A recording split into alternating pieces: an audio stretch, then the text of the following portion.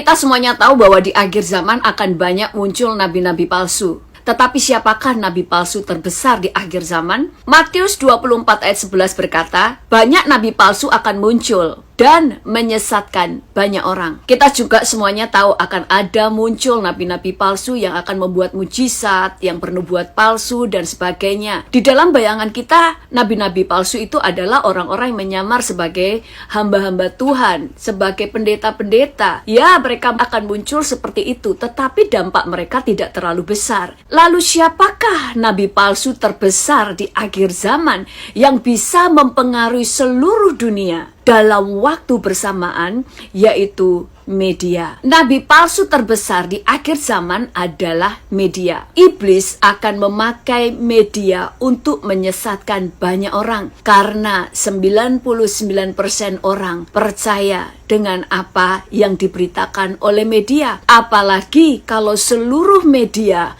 memberitakan hal yang sama. Banyak orang Kristen tidak percaya kepada nabi-nabi Tuhan. Mereka bahkan tidak percaya suara nubuatan. Mereka selalu berkata bahwa ada banyak nubuatan palsu. Hal ini membuat orang waspada terhadap nabi-nabi palsu. Sehingga saking waspadanya, sampai-sampai mereka pun tidak percaya dengan semua nubuatan. Baik itu nubuatan palsu atau nubuatan yang benar, semua mereka tidak percaya. Tetapi tidak pernah waspada terhadap berita-berita palsu yang disampaikan oleh media. Media bisa menggiring opini, bisa mempengaruhi cara pikir orang. Media bisa menutupi kebenaran, tetapi mereka juga bisa memberitakan hal-hal yang salah menjadi benar. Media bisa membuat orang percaya dengan berita-berita palsunya. Media bisa menyebarkan ketakutan kepada seluruh dunia. Media bisa membuat orang percaya kepada orang yang salah. Dan media juga bisa membuat orang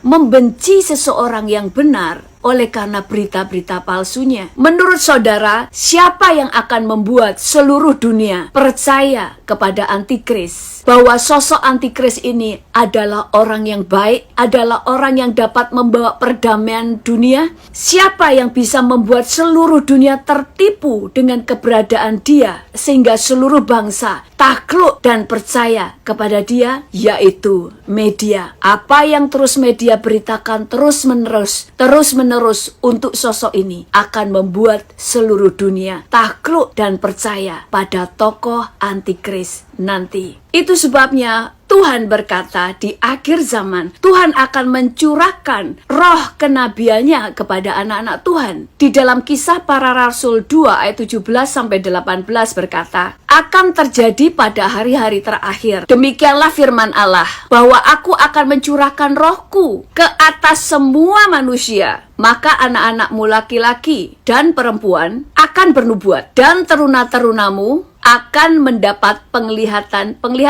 dan orang-orangmu yang tua akan mendapatkan mimpi. Juga atas hambaku laki-laki dan perempuan akan kucurahkan rohku pada hari-hari itu, dan mereka akan bernubuat. Kenapa Tuhan mencurahkan roh kenabiannya? Roh kenabian bicara tentang karunia mimpi, penglihatan, nubuatan, dan karunia-karunia mendengar suara Tuhan. Kenapa Tuhan mencurahkan karunia ini? Karena gereja Tuhan perlu mendengar suara Tuhan. Kenapa? Supaya kita tidak disesatkan oleh media. Kita adalah terang dunia, yang artinya kita menjadi mercusuar bagi dunia, sehingga dunia menemukan kebenaran lewat terang yang memancar dari hidup kita. Lalu bagaimana kalau kita sendiri bisa disesatkan oleh media?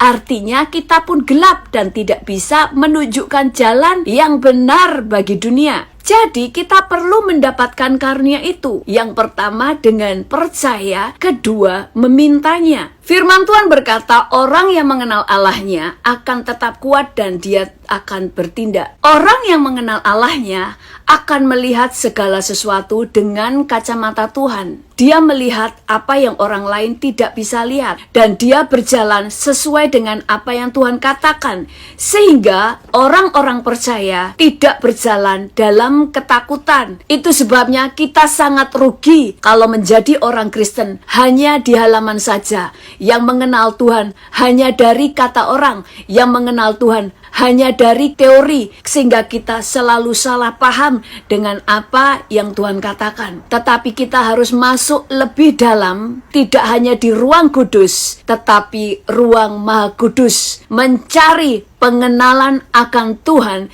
sampai kita bisa mendengar suaranya, sehingga kita tidak menjadi orang yang buta rohani, tetapi menjadi orang yang melihat. Jadi perlu kita semuanya minta kepada Tuhan, dipertajam telinga rohani kita, dipertajam mata rohani kita, supaya kita bisa mengetahui apa yang menjadi planning Tuhan. Jadi kita belajar di sini, nabi palsu terbesar di akhir zaman saat ini adalah media. Karena media sekali berbicara bisa mempengaruhi seluruh dunia. Tuhan Yesus memberkati.